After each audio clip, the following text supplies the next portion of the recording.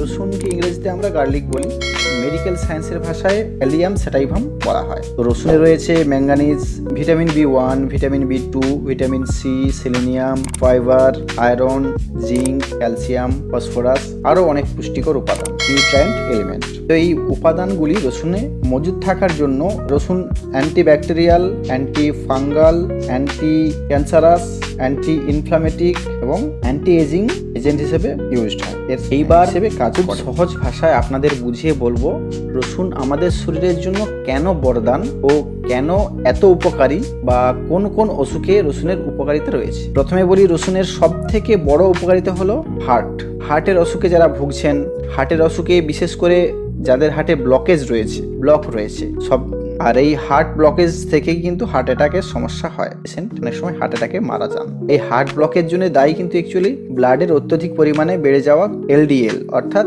Bad cholesterol. রসুনের সঠিক পদ্ধতিতে যদি ব্যবহার করেন তাহলে কিন্তু ব্লাডের যে ব্যাড কোলেস্টেরল বা এলডিএল এর মাত্রা কিন্তু কমে যায়, ফলে হার্ট ব্লক হয় না, রক্ত পাতলা থাকে, সুতরাং হার্ট অ্যাটাকের কোনো সম্ভাবনাও থাকে না।